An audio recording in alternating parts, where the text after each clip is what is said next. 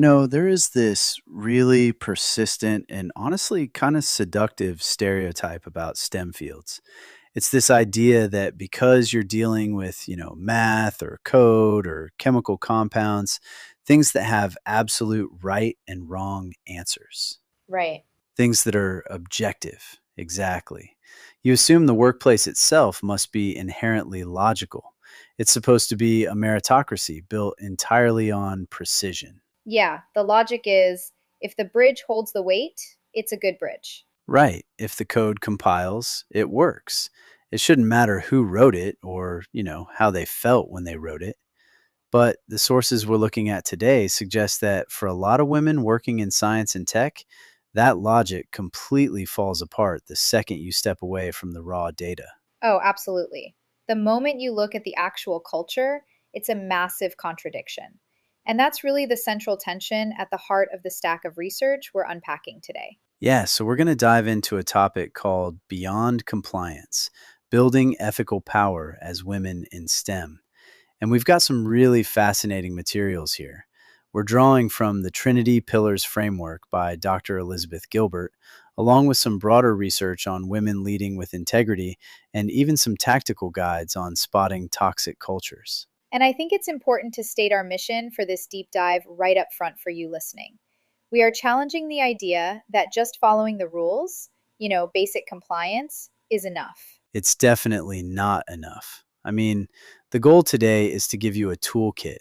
We want to look at how to build influence, protect your integrity, and honestly spot toxic cultures before you even join them. Exactly. We really need to differentiate between technical rigor, which is what STEM is known for, and ethical power, which is what actually keeps people safe in these environments. I love that distinction. Technical rigor versus ethical power. Let's just jump straight into this compliance myth because it feels like the foundation of the whole problem. Dr. Gilbert's work points out that in highly regulated industries like pharma, aerospace, finance, people are basically trained to believe that compliance equals safety. Yeah, it's what they call the binder on the shelf theory. The binder on the shelf. You know exactly what I mean. It's that perception that because we have a standard operating procedure for everything, an SOP, nothing can go wrong. Right, right. Like we have a policy against harassment. Therefore, harassment doesn't happen here. Exactly. We have a protocol for safety checks, so the product is perfectly safe. It's this dangerous belief that the mere existence of a rule creates the reality of the rule. But the force makes a distinction here that I think is just critical. It says compliance systems, the policies, the documentation, they do not prevent ethical failures. Culture prevents failure. That is the headline takeaway right there. You can have perfect documentation and a completely toxic culture. In fact, you can have rules without safety. You can have documentation without culture. That quote from the notes actually stopped me cold. Yeah, because if everyone is just ticking boxes to avoid liability, nobody's actually looking at the human impact. Yeah, the sources argue that women in STEM are often the first ones to feel that gap. When you have procedural compliance but no ethical voice, it's a really dangerous environment.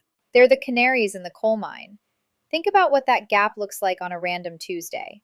Let's say you spot a potential flaw in a data set a few days before a major product launch. Okay, procedurally, there's probably a form you can file. You are compliant. But culturally, if the unwritten rule is that we ship at all costs and you raise your hand with the form, You aren't seen as a diligent scientist. You're seen as a bottleneck. you're an obstructionist. And that is where the concept of ethical voice comes in. If you have the form, but you don't have the psychological safety to actually use your voice, the compliance is completely useless. It's just bureaucratic theater. So, if the rule book isn't enough, what do we actually need? The core solution in our sources is the Trinity Pillars framework. Yeah, I'm a visual learner, so I'm just picturing a stool with three legs here. It's a classic visual, but it works perfectly. The three pillars required for ethical stability are compliance, compassion, and culture. And the whole argument is that if one pillar collapses, the entire system destabilizes. Let's break these down because the definitions here are definitely a little different than what you might expect. We just spent 5 minutes talking about the limits of compliance, but it is still the first pillar. Right, but we rebrand it here. In this framework, compliance is not bureaucracy, it's your ethical architecture. Ethical architecture. I like that.